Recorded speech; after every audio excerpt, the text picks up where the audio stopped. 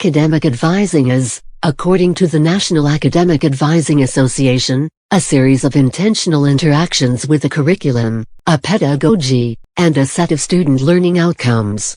Academic advising synthesizes and contextualizes students' educational experiences within the frameworks of their aspirations, abilities, and lives to extend learning beyond campus boundaries and timeframes. Academic advising traces its beginnings to the earliest of American colleges, including Harvard University. The book Academic Advising, a comprehensive handbook, sponsored by the National Academic Advising Association (NACADA), contains chapters on the historical foundations, theory, current practices, ethics, and legal issues of academic advising. According to Kramer, as cited in Harrison, 2004, the history of faculty as academic advisors can be traced back to 1841 at Kenyon College. At that time, the college required students to choose a faculty member to be their advisor. The faculty member would then help the student determine what courses they needed to take in order to graduate. Of significance to the profession of academic advising are the standards and guidelines for academic advising that have been developed by the Council for the Advancement of Standards in Higher Education (CAS) and endorsed by the National Academic Advising Association (NACADA). These standards and guidelines are available at the NACADA website. The standards and their accompanying guidelines cover 13 areas from mission to assessment. The current standards and guidelines were last updated in 2005. A variety of approaches exist to academic advising, each of which is informed by the goals of the advisor-student interaction.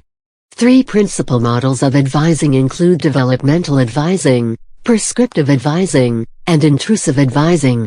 Developmental advising was first introduced by Crookston in 1972. This approach is focused on helping students explore and define academic, career and life goals and pathways, and develop problem-solving and decision-making skills through collaborative and process-oriented advising.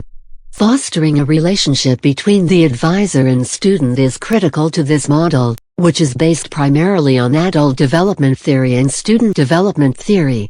Although many studies have shown that students generally prefer this approach, it can require a greater commitment of time and resources compared to other advising models. The prescriptive or traditional advising model is focused primarily on providing students with information directly related to their academic program and progress, such as academic policies, major/program requirements and course selection. Prescriptive advising is normally initiated by the student, as the goal of this approach is to address immediate questions to facilitate the student's progress through their academic program, rather than play a role in helping the student form long-term goals beyond their academic pursuits.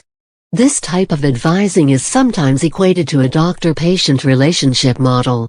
A model for intrusive advising, also known as high involvement or proactive advising, was first introduced by Glennon in 1975.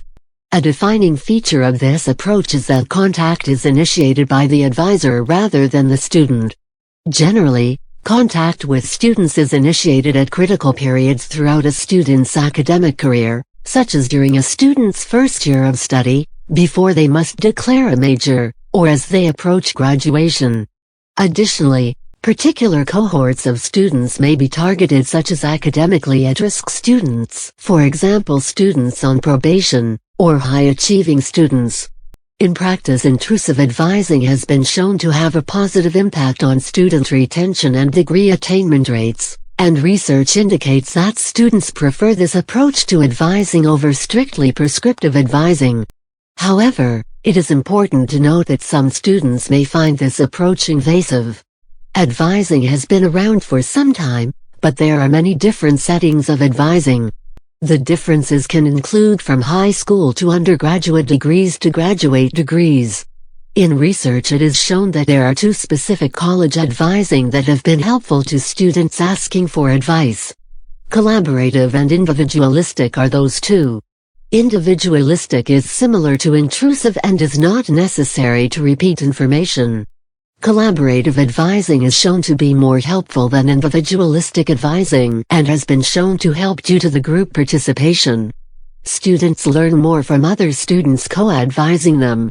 They learn more when details become more realistic and generalizable. Collaborative advising is also where group advisors and group advisees work together to come up with multiple solutions to give the students options. Academic advising is shown to be more successful when advisors hold face-to-face appointments with their advisees, particularly with topics like future classes and careers. Face-to-face interactions make advising more meaningful for the students. Additionally, students place more importance on the supportive and caring nature of their relationship with their advisor than on the particular approach to advising. Participation in academic advising has been shown to increase student satisfaction and mitigate students' feelings of isolation or disconnection from the institution as a whole, both of which, according to Tinto, as cited in Gravel, 2012, are linked to with increased university student retention and graduation rates, and reduced attrition and withdrawal rates. This effect has been documented for both traditional on-campus institutions and institutions which offer courses and/or entire programs through online/virtual formats.